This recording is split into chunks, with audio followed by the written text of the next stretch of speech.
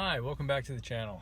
It is a nice day here in Northern Virginia and I am out driving to do some errands.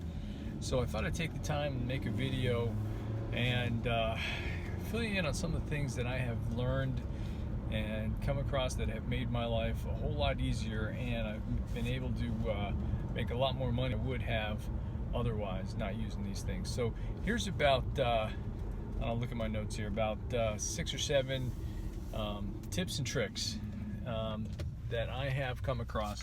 I think these are going to be a real big help to you. These are great for beginners, and these are also great reminders to folks that have been driving for a while. So tip number 1, one of the things that I have found to be the most beneficial to me is set limits. Set limits on the dollar amount that you want your orders to be, and set limits on the distance that you will drive. At the very beginning, you're going to be tempted to take every single order that comes in, and that's okay. You can kind of get a feel of the app that way. You can kind of get a feel of the process that way. You can get an understanding of how things are going to work. You can, dive right in and get your first stacked order, and that's okay. At some point soon, you should really consider putting a limit. For instance, I don't take any orders below, really below $7, $8 anymore. The $3, $4, $5 orders, it's just not worth it. I just decline those left and right. I also won't take orders that are more than 6 or 7 miles away. Depending on where you live, that could knock you right out of your target market, or it could bring you out into the countryside, and then you've got to make a 6 or 7 mile drive back in to get to the restaurants. And a lot of times you'll see on the app, well, the total mileage is 6 miles. They're not considering the drive back time. Okay, that's the distance from where you are to the restaurant, and then to the drop-off point. If you're driving 7, 8 miles out to deliver food, you're not considering the 7 or 8 miles that you've got to drive back.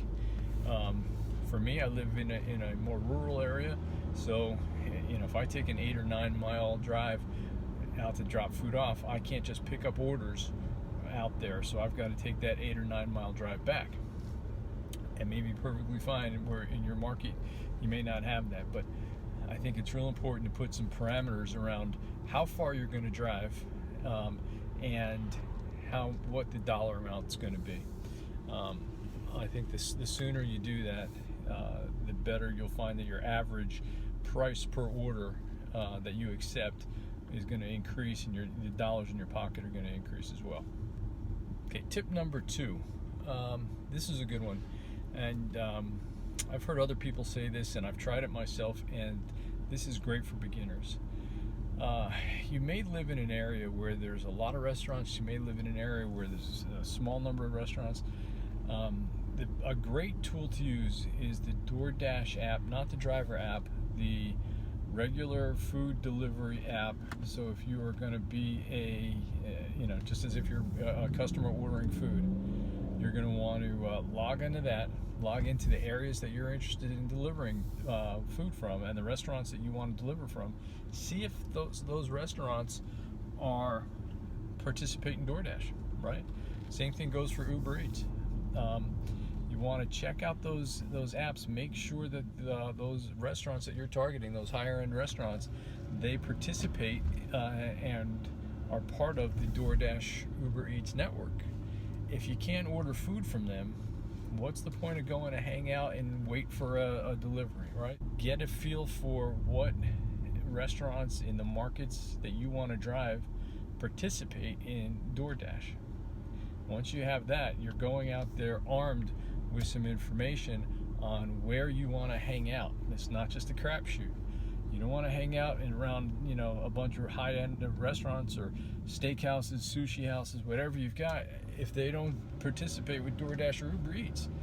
So do your research and find out who participates and go hang out near those restaurants. I'm not guaranteed you're going to get the orders, but you're going to really do do a lot to hedge your bets on and tip the odds in your favor a little bit. So this next tip is a good tip. So this is kind of definitely for beginners. I think after the 60 some odd orders I've done, and I know there are people that have done thousands and thousands of orders. I'm just saying that the 60 plus orders I've done, I think it's clear that you quickly see some trends and things you can do different. This is one of them.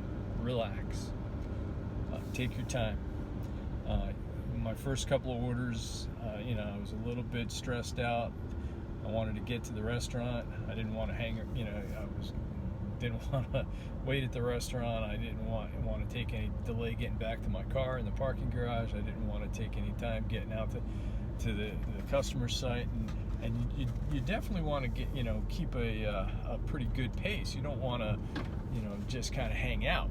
Your safety is more important than the food. So relax. Don't get a speeding ticket. The food's going to get there on time. If there's something comes up and it's out of your control, there's a car accident, you're stuck in traffic, there's construction on the road you didn't know about, just go through the steps and contact support, reach out and contact the customer, tell them what's going on. 99.9% of the time, everybody's going to be cool with that, but just slow down and relax. Everything is going to get picked up, everything's going to get delivered. Don't freak out and don't stress out and run around like crazy. It's not worth it, and everything, I promise, all the food's going to be delivered on time, and all the food's going to be picked up on time. Don't get any speeding tickets. It's just not worth it. There goes all your profits for, maybe not the day, but maybe for the whole week, depending on the ticket and where you're at. So, again, just relax. Along those lines, take care of yourself a little bit too for your physical health and your mental health. You're sitting in a car, you're dealing with traffic, you're dealing with other drivers. That's stressful, okay? It's not always a drive in the country. Like you can see out my windows, I'm driving on windy country roads. It's very scenic. And it's not always like that when you're out delivering food. You know that. So get out of your car, stretch. Maybe you've been in your car sitting for an hour, waiting for orders or driving. Stretch your neck, stretch your back, stretch your legs, get up, walk around, take some time for yourself. Stay hydrated, drink plenty of water, find out which restaurants have restroom facilities that are open for you to use if you're going to drink that water, but stay hydrated. The last thing you need is to not take care of yourself, and then that's just going to make the whole process a lot less fun, right? You're going to be dehydrated, you're going to get headaches, you're going to get leg cramps from sitting. So my advice, especially if for the drivers that are probably my age and up, take care of yourself when you're out there. It's going to go a long way to making the whole process and all your drive time much more enjoyable. So you first. Just remember that, you first. Next tip that I have for you: don't worry so much about the decline percentage. Okay, it goes back to the first point that I was making in setting limits and accepting the orders that fall within your parameters. Don't get stressed out if you find out that you see that you're declining a lot of orders. Okay, it clearly says in the DoorDash app that you are not obligated to accept any orders, and there are no minimum requirements for orders to be accepted. So you're not going to get penalized for declining orders. So don't worry about the decline percentage. Make sure that those orders stay in your comfort zone and in your wheelhouse of the orders that you want to accept as part of your business model and the amount that you want to make. Next tip: Google Maps, Waze, use them. I have used Waze extensively in the past. I think Waze is a great tool. It will show you, take you alternate routes. It'll show you from community sourced input where there are accidents, where there's construction, where there's traffic buildups. The app will work out ways to get around a lot of those. Use it. Google Maps also does very similar, not community sourced like Waze, but you can, Google Maps will obviously route you around big construction projects. It does that to me all the time. So use those tools. I have had varying degrees of success with the built-in GPS systems in the DoorDash app as well as the Uber Eats app. The last thing I need and want is to be stressed out and trying to deliver somebody's food and my GPS is taking me completely off track, someplace I don't need to be. So use the tools. Use Google Maps and or Waze to get you where you got to be. Another tip, this goes along with the staying hydrated, taking care of yourself tip. Don't do this job on an empty stomach.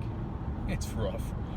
You know, you're going to all these great restaurants and you're seeing you've got all this great food in your car. My recommendation, and I certainly don't, you know, I haven't stopped and picked up food at any of the restaurants that I've visited so far. That's a recipe for disaster for me. So have some healthy snacks, keep your energy levels up, have a good meal before you leave. You know, it's gonna get out of control. If I were to hit all the, you know, even half of these restaurants up and pick something up for myself at some of these joints, forget about it. I'll be in big trouble. So don't do this job on an empty stomach. So there you have it. I hope those tips were helpful. I hope that you get something out of them. Let me know in the comments if you're able to put any of them into practice, if they work good for you. They certainly have made my life easier, you know. And again, I've only been at this a few weeks, but it's been enough time to figure out what's starting to work and what's not working. And these things that I've been talking about with you really have helped in not only increase my profit and my hourly rate, they've decreased my fuel consumption, so you know, I'm not driving quite as far and I'm making as much money.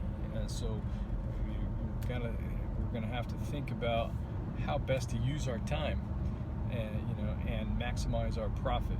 Right? So it's not only about maximizing the dollars in, we want to maximize our profit. So if I'm using less gas, that's going right, benefits my bottom line. So I hope these were helpful for you. Leave some comment. So please subscribe to the channel. It helps a lot. It really does. Hit the thumbs up. Like this video if you could. Hit the bell so you don't miss any other videos. All those things do help me build out the channel. And I'm going to continue to try to put out some good content. Put out videos once or twice a week. And I hope you enjoy them. I enjoy making them. So that's it. I'll talk to you soon. And stay safe out there.